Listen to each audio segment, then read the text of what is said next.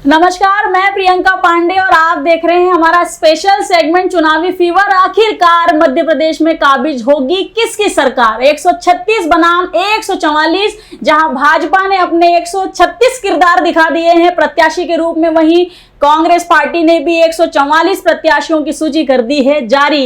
इसी चर्चा के क्रम में आगे बढ़ेंगे। हमारे साथ जुड़ चुके हैं राजेश राठौर जी, राजनीतिक विश्लेषक के तौर पर हम आपका हार्दिक अभिनंदन करते हैं। हमारे साथ वरिष्ठ पत्रकार नवनीत शुक्ला जी मौजूद हैं, हम आपका हार्दिक अभिनंदन करते हैं। और इलेक्ट्रॉनिक मीडिया की दमदार आवाज हमारे साथ दीपक यादव मौजूद हैं, हम आपका अभिनंदन करते हैं।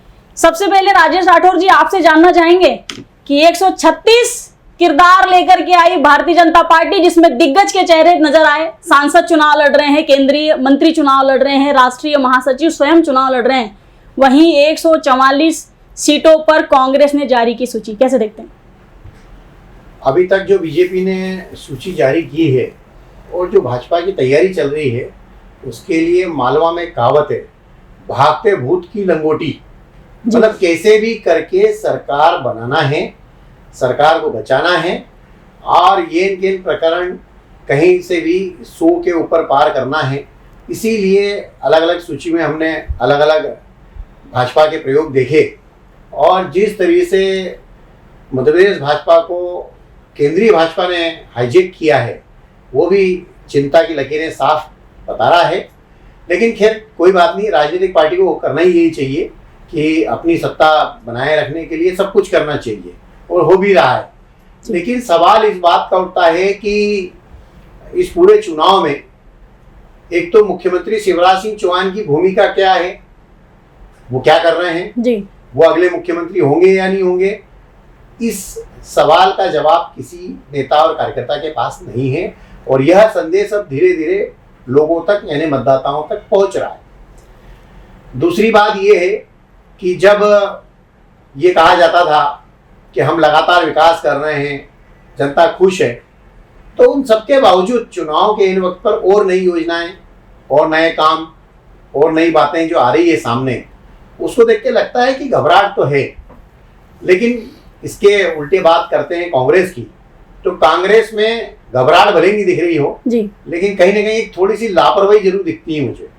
वो लापरवाही ये दिखती है कि कांग्रेस ये सोच रही है कि हम जो है जनता के भरोसे, कि जनता भाजपा से नाराज है, जनता ही भाजपा को हरा देगी, विजनलेस नजर आ रहा है मतलब आपको। लेकिन दिक्कत ये है कि कांग्रेस ने जो टिकट घोषित किए हैं, वो टिकट काफी हद तक ठीक कहे जा सकते हैं।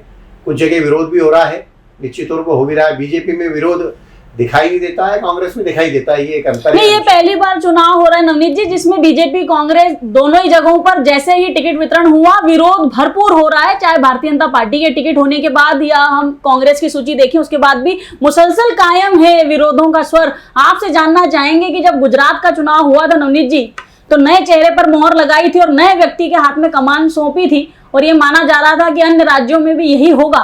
और पिछले कुछ समय से शिवराज विरोधी एक हवा भी चलाई जा रही थी, परंतु जो टिकट हुए हैं 136, उसमें पूरी तरीके से बोला नहीं जा सकता कि माननीय शिवराज सिंह चौहान को साइडलाइन किया गया है। कैसे देखते हैं? नहीं, देखिए क्या हुआ है, ये पहला चुनाव है जिसके अंदर केंद्र ने, या हम ये कहें कि भाजपा का जो हाईकमान है, उसने छत्रपों को दरकिनार कर दिया जी। और वो छत्रपों को दरकिनार करने के बाद वो ही चाहते हैं कि उनका ही चेहरा सामने हो। नरेंद्र मोदी के साथ एक सबसे बड़ी दिक्कत ये है कि वो ये चाहते हैं कि शिवराज सिंह चौहान ना हो, वसुंधरा राजे ना हो, केवल नरेंद्र मोदी के चेहरे पे ये देश में चुनाव हो और वो लोग उनको देखें। पर नरेंद्र मोदी का चेहरा मध्य प्रदेश में प्रभावी नहीं है, क्योंकि उसके कई कारण हैं। एक तो 18 साल शिवराज सिंह चौहान ने निश्चित रूप से काम तो किए, आप इससे तो इनकार कर ही नहीं सकते, क्योंकि 18 साल में शिवराज सिंह चौहान ने, अगर हम सोचते हैं कि विरोधियों को भी समेट के रखा उन्होंने, तो उन्होंने विरोधियों को चुन चुन के किनारे लगाने का काम भी किया। इसीलिए ये हुआ कि सब जगह पर आज की तारीख में हर जिले में शिवराज सिंह चौहान समर्थक तो मिल जाते हैं। जैसे दिग्विजय सिंह की स्थिति क्या थी, दिग्विजय सिंह के कार्यकाल में दिग्विजय सिंह जी ने कांग्रेस के तमाम दिग्गज नेताओं को घर छोड़ दिया था। तो क्या होता, जब वो आते थे ना, तो दिग्विजय सिंह समर्थक तो खूब मिलते थे, पर कांग्रेस अपने आप में खत्म हो गई थी। तो जब दिग्विजय सिंह खत्म हुए तो कांग्रेस भी खत्म हो गई।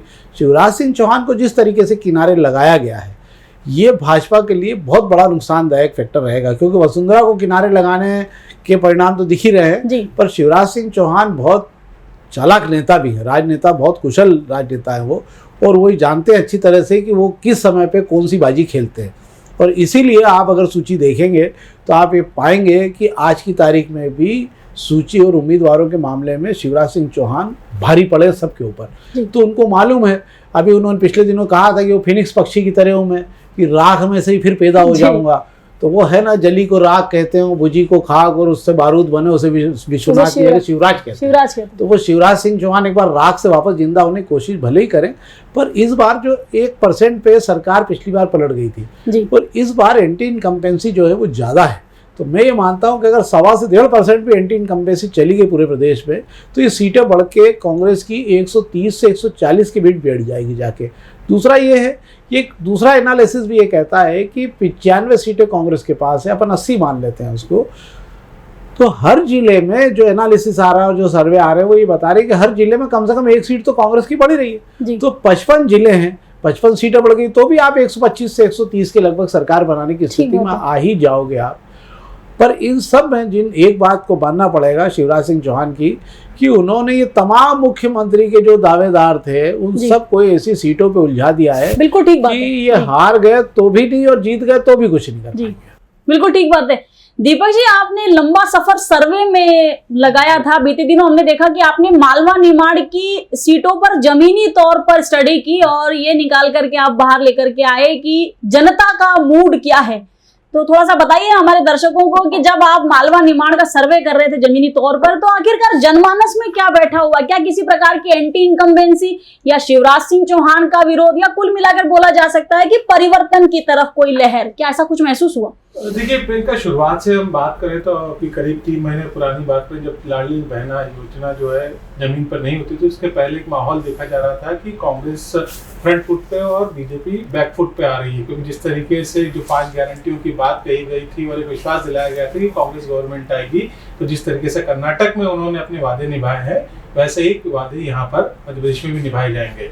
लेकिन उसके बाद फिर लाडली बहना एक योजना का आना, तो जिस तरीके सर्वे निकल कर सामने आए, जो बातचीत हुई, हालांकि ग्रामीण क्षेत्रों में शुरुआत से ही कांग्रेस को लेकर एक समर्थन था, चाहे वो किसी भी स्तर पर हो। शहरी क्षेत्रों में माहौल नहीं देखा जा रहा था, लेकिन अब चूंकि चुनाव की घोषणा हो चुकी है, बीजेपी ने अपनी एक लिस्ट जारी कर दी है, कांग्रेस की भी लिस्ट जारी हो चुकी है, और दोनों ही सीटों की हम बात करें तो चूंकि निश्चित तौर पर शुरुआती 2 जो लिस्ट थी बीजेपी को काफी चौंकाने वाली थी। और आप एक बात और गौर करेंगे कि जन आशीर्वाद यात्रा में एक नारा दिया गया था, एमपी के मन में मोदी, एमपी के मन में शिवराज नहीं है। तो कहीं ना कहीं मुख्यमंत्री शिवराज सिंह चौहान को वहां से एक मैसेज दिया गया कि आप पीछे रहेंगे, बैकफुट पर रहेंगे।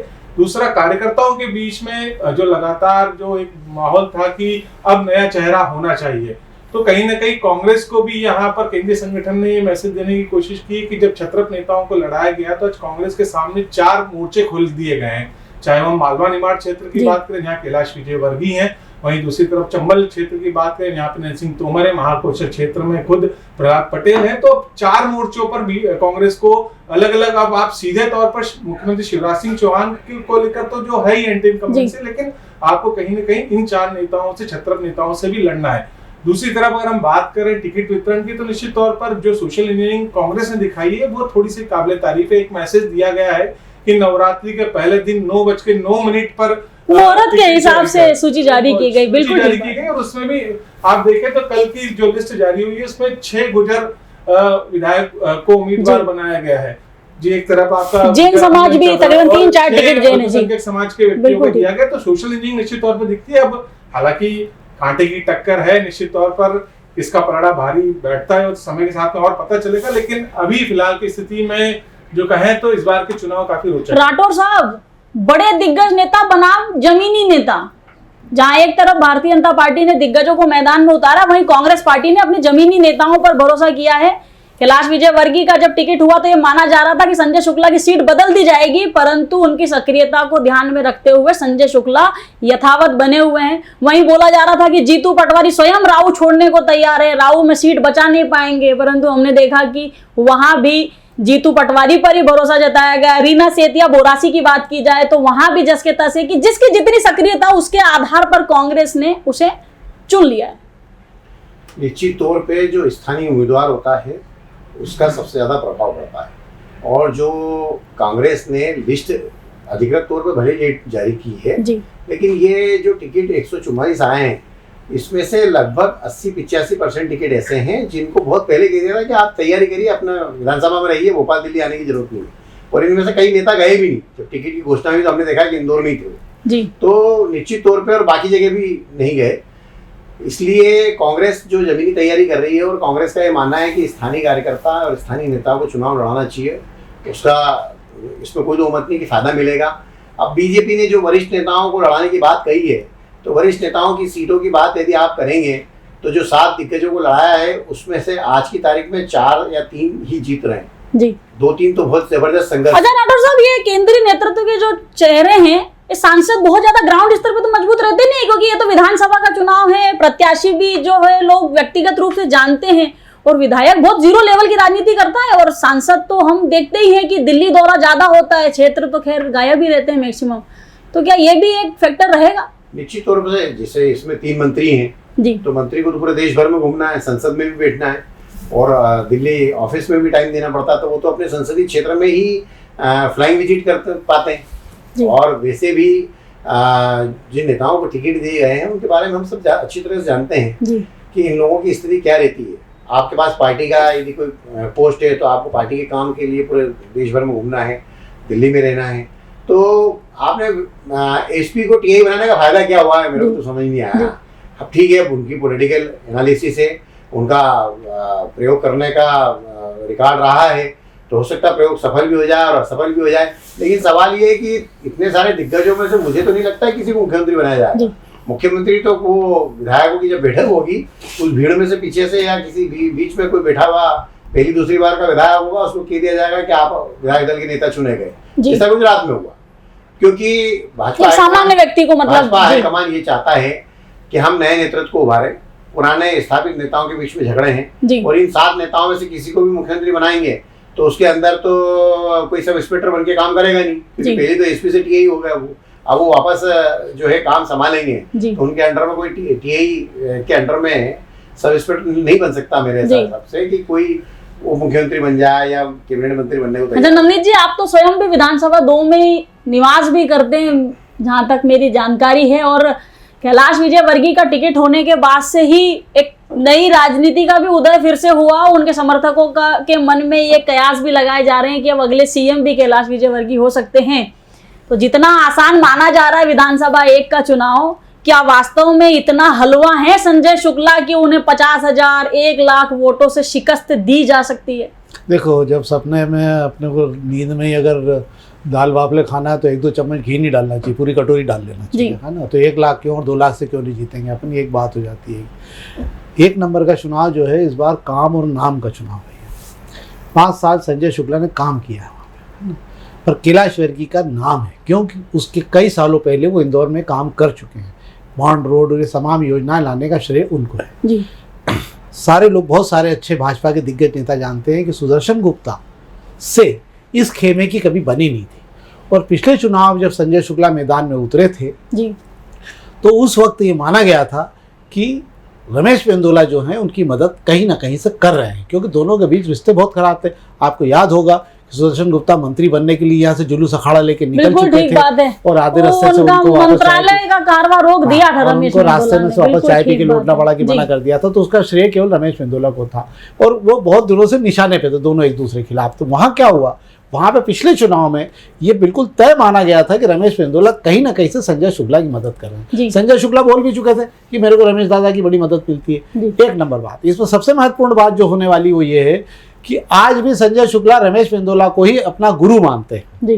और भजन भंडारे की राजनीति भी रमेश मेंदोला की दिशा ही, जो रमेश मेंदोला की दिशा थी वही आज की तारीख में संजय शुक्ला की दिशा है कि भोजन भंडारे वो करा रहे हैं, कथा रमेश मेंदोला 2 कराते हैं, वो 3 करा रहे हैं। जितने प्रकांड पंडित देश भर के, चाहे प्रदीप मिश्रा से लेके जया किशोरी जी से लेके और भी जो मान लें अपन बालेश्वर दयाल और जो भी थे, वो सारे लोग जो है आज की तारीख में 1 नंबर में कथा कर चुके।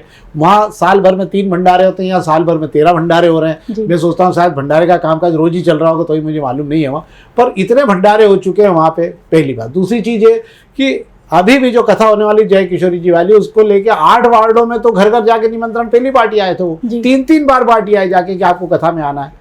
ये खुद लोगों को कहना है कि यार संजय भैया 2 बार आके कथा का रामायण नहीं तक देखा, वो खाना वहीं खाना। तो मैं ये मानता हूँ कि रमेश वेंदोला की रणनीति का परिणाम हम देख रहे हैं कि 2 नंबर में कैसा है जी। तो हम जब रमेश वेंदोला की राजनीति को समझ रहे हैं तो आप संजय शुक्ला की राजनीति को क्यों नहीं समझ रहे हो कि संजय शुक्ला का पैटर्न वही है। पर जो आदमी आज भोजन भंडारे शुरू कराएगा, जैसे उन्होंने कहा भी कैलाश जी ने कि मैं पीएचडी हूँ इस मामले में, तो अब उनका आज भोजन भंडारे का कार्यक्रम शुरू भी होगा। तो सबसे बड़ी बात ये हो रही है कि बाकी जहाँ जहाँ कैलाश जी ने चुनाव लड़ा है वहाँ पर एंटी इनकम्पेंसी कांग्रेस के उम्मीदवारों को लेकर जबरदस्त थी, उसका लाभ मिला। पर यहाँ क्या है, यहाँ संजय शुक्ला को लेकर पूरे क्षेत्र में कोई विरोध नहीं कर रहा कि साहब गलत आदमी था और उसको गलत लड़वा दिया है आपने। इसलिए सब ये चुनाव इतना आसान दोनों के लिए नहीं, ना संजय शुक्ला के लिए होगा और ना ही कैलाश वर्गीय के लिए होगा। क्योंकि अगर संजय शुक्ला ने चुनाव जीत लिया तो ये मान लिया कि मानवा निमाड़ के सबसे ताकतवर नेता होंगे, और कैलाश वर्गीय ने मान लिया तो ये माना जाएगा back to Gabbar, Gabbar is back, मतलब वो वापस आ गया लौट के माना जाएगा। तो ये सारी चीजें निर्भर करेगी कि उस समय पर वहां उस क्षेत्र के चुनाव का परिणाम क्या होगा। पर अभी तक भी जो मुझे दिख रहा है टसल रहेगी, रमेश वेंदोला के जैसे ही रहा है जी, मतलब टसल रहेगी। आप ये कह रहे हैं कि विधानसभा 1 का चुनाव एक तरफ झुकता हुआ नहीं रहेगा और परिणाम भी वैसे ही कुछ नजर आएंगे, कुछ भी हो सकता है। बिल्कुल सही बात है कि दिग्गजों को हमने चुनाव हारते हुए देखा है। इसी हिंदुस्तान में इंदिरा गांधी चुनाव हारी हैं, अटल बिहारी वाजपेयी चुनाव हारे हैं, राहुल गांधी चुनाव हारे हैं, ज्योतिरादित्य सिंधिया स्वयं के ड्राइवर से चुनाव हारे हैं। तो यथासंभव राजनीति में सब कुछ संभव है, आखिरी बॉल पे नो बॉल पे सिक्सर लगाया जा सकता है। कयासों का बाजार बहुत गर्म है। चलिए दीपक जी, तुलसीराम सिलावट मंत्री जी पिछली बार 2-3 हजार से जीते थे, बाद में भाजपा में आ गए तो रमेश जी ने इतना बम्पर चुनाव जितवाया जिसको उन्होंने कभी सपने में भी नहीं सोचा था कि वो 50,000 का आंकड़ा पार कर जाएंगे।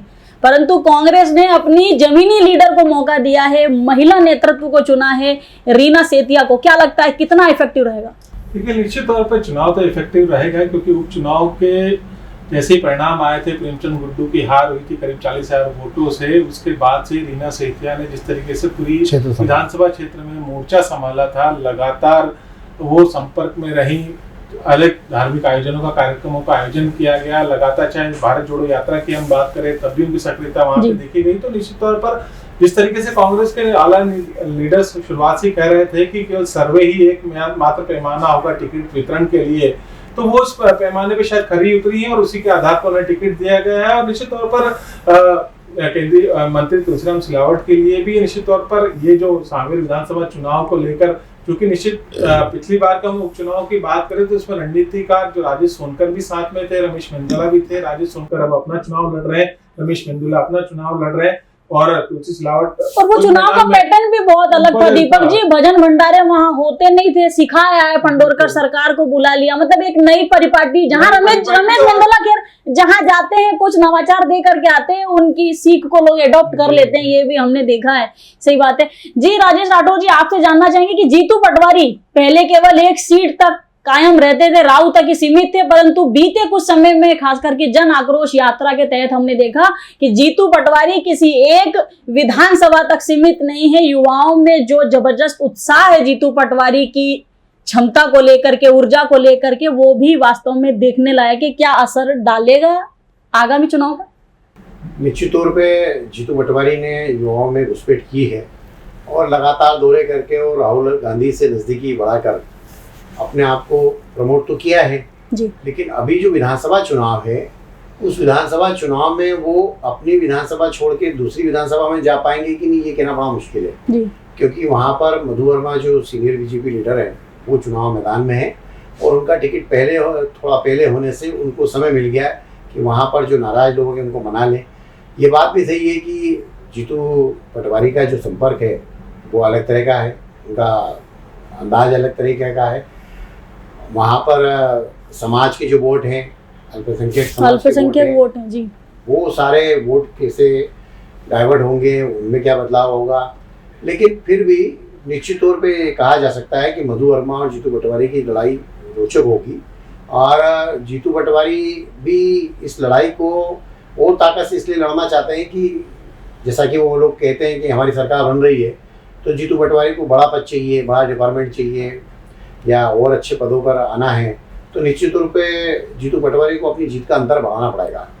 दोनों पैसे में भी सक्षम है, टीम में भी सक्षम है, लेकिन वहाँ का जो मजमून है शहरी वार्डों का, ग्रामीण क्षेत्र का, उसको तालमेल बिठाना बड़ा मुश्किल लगता है अभी तो। जी, महू 3 नंबर 5 नंबर है, 3-5 का जो गणित है नवनीत जी, वो भाजपा के लिए भी सिरदर्द है। एकदम से नाम घोषित करने में बड़ी तकलीफ हो रही है, और सेम हमने देखा कि कांग्रेस के साथ है कि ठीक है भैया, भाजपा ने नाम नहीं घोषित किए हैं तो हम भी होल्ड पे रखेंगे, रोक के रखेंगे। दोनों पार्टियां कहीं ना कहीं देख रही हैं कि सामने लड़ने वाला कौन है। क्या कारण है 3-5 का गणित इतना मुश्किल क्यों हो गया है दोनों दलों के लिए? नहीं, इसमें क्या हुआ था कि जब कैलाश वर्गीय जी का उम्मीदवारी तय हुई थी, उस समय तक पार्टी में ये माना जा रहा था कि पॉलिसी ये है कि हारी हुई सीटों के लिए पॉलिसी अलग बनेगी जी, और हारी हुई सीटों के लिए ताकतवर उम्मीदवार, जैसे सीटें पलटना है। ये 70 सीटें जो उम्मीदवार माने गए थे कि ये तो 70 सीटें कांग्रेस की मिलती ही नहीं है भाजपा कभी भी, तो इन पर सारे ताकतवर उम्मीदवार उतारो।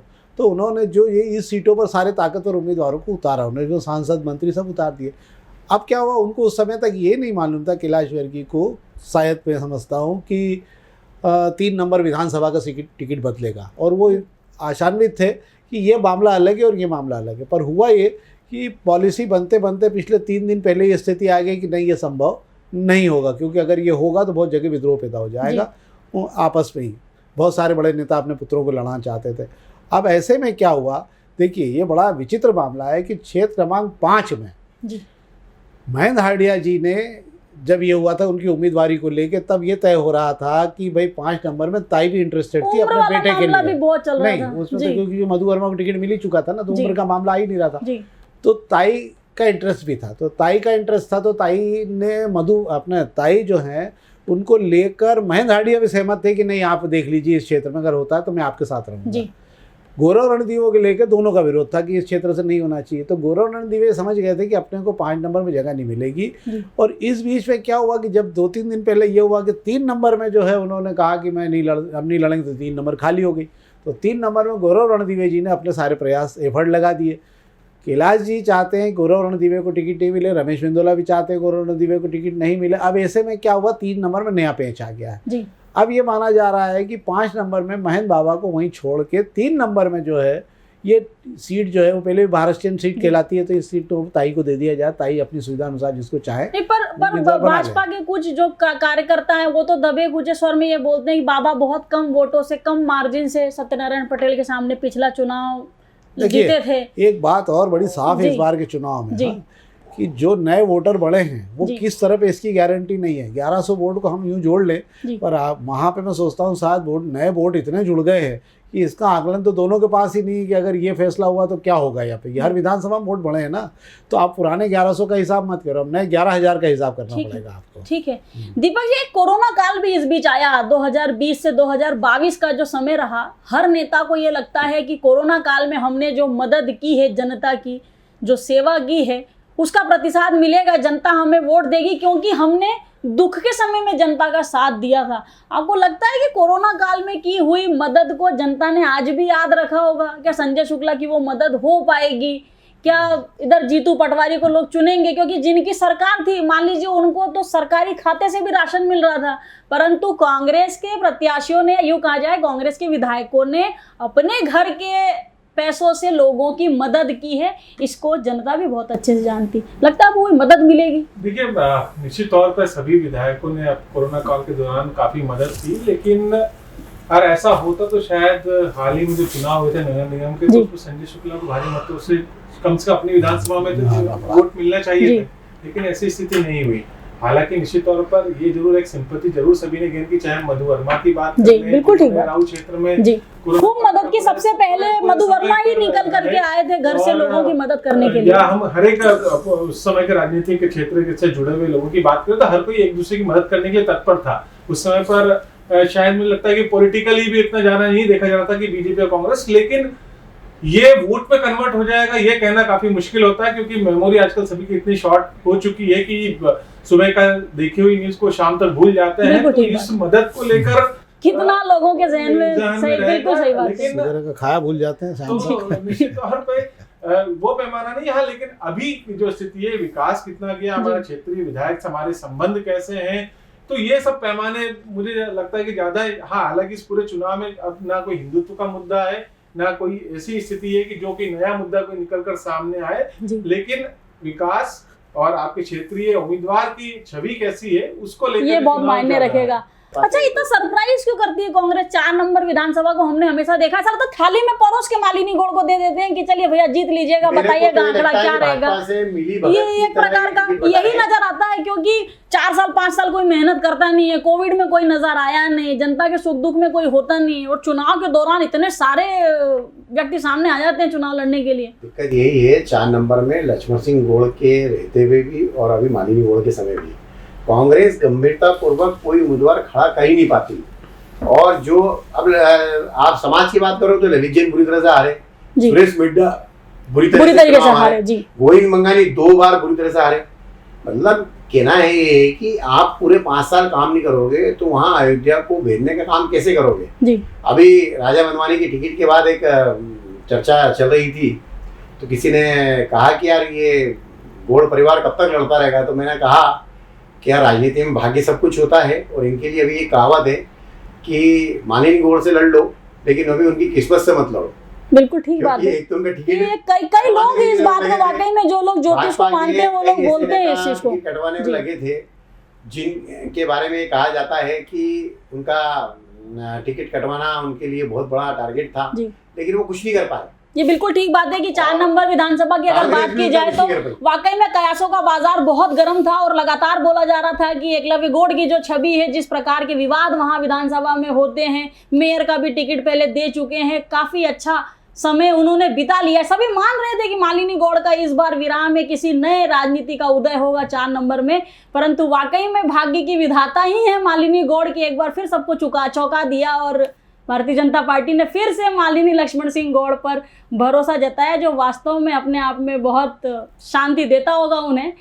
नवनीत जी, कैसे देखते हैं 5 नंबर की एक नई रणनीति कांग्रेस की तरफ से भी है? पहले माना जा रहा था कि सत्यनारायण पटेल टिकट एकदम श्योरिटी के साथ, परंतु ये राजा मंधवानी का जब से टिकट हुआ है, इन 24 घंटों में सत्तू पटेल की भी सांसें बहुत ऊपर नीचे हो रही हैं, क्योंकि ये माना जा रहा था कि अगर अक्षय कांति बम का टिकट नहीं होता है तो फिर 5 नंबर में स्वप्निल कोठारी वाला पेच फंस जाएगा। तो क्या फिर से सत्तू पटेल को 5 नंबर से महू की ओर रवाना होना पड़ेगा?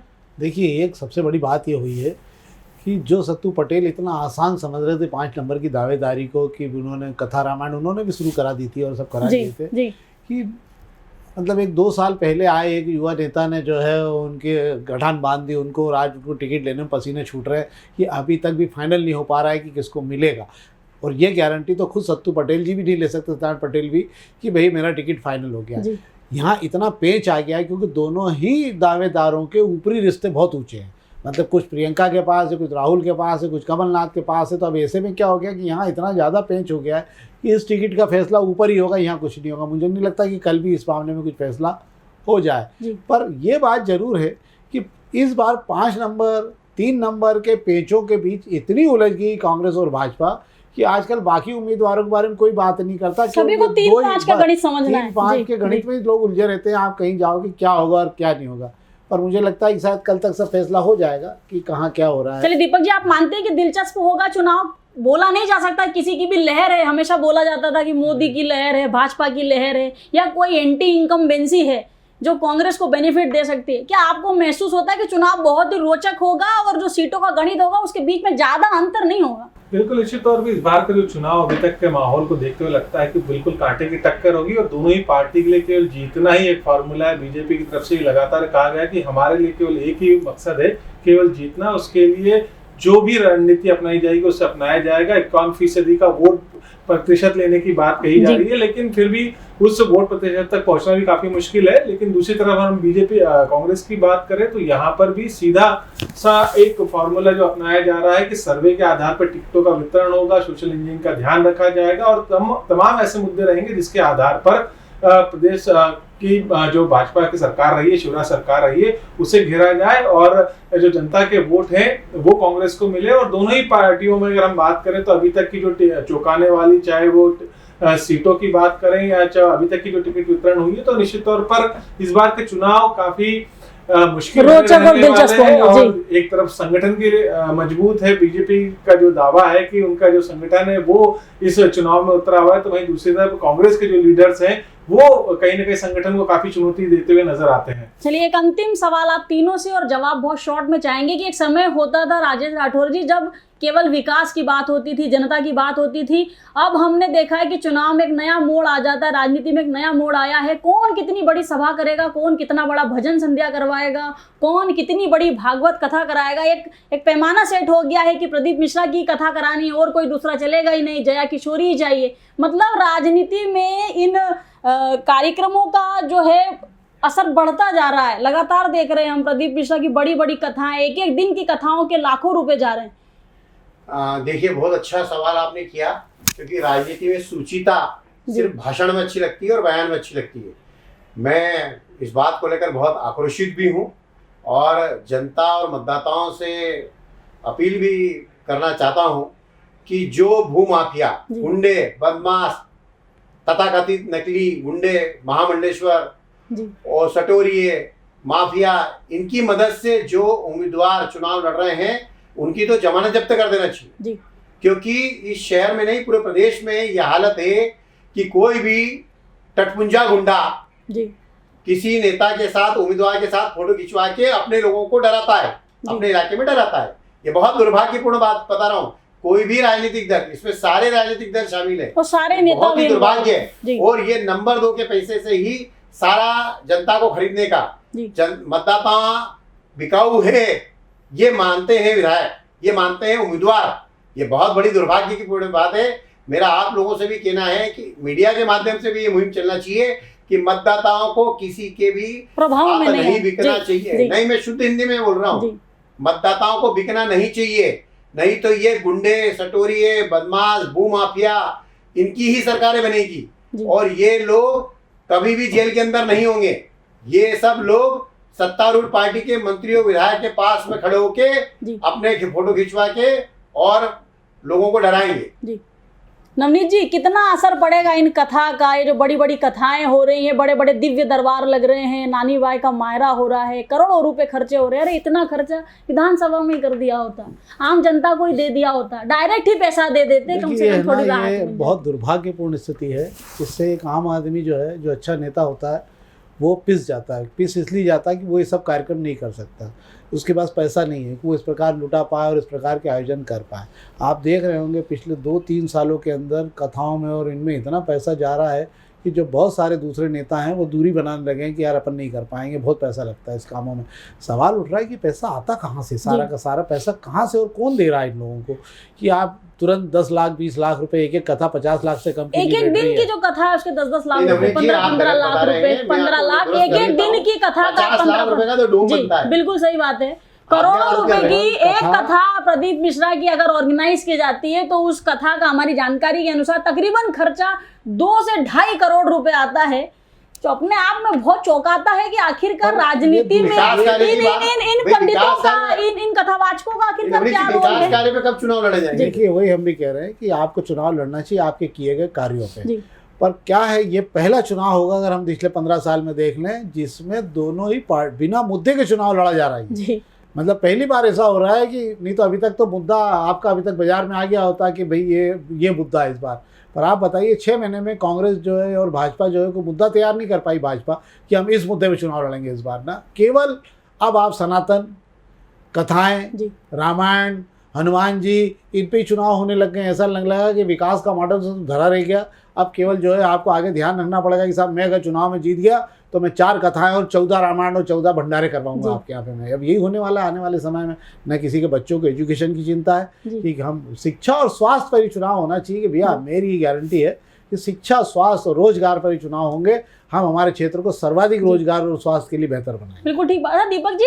कहीं ना कहीं सबके रोल मॉडल हैं दादा रमेश मेंदोला। एक समय होता था कि रमेश जी इस प्रकार की राजनीति किया करते थे, बड़ा डोम लगवाना, कनकेश्वरी देवी की कथा करवाना। उनके आइडिया को सबने अडॉप्ट किया है कि जो रमेश जी कर रहे हैं वही हमको करना है। ये सब काम रमेश जी पहले किया करते थे, उन्हीं से सीख लेकर के अन्य नेता जो हैं वो आगे बढ़ रहे हैं, चाहे वो भाजपा के हों या कांग्रेस के हों।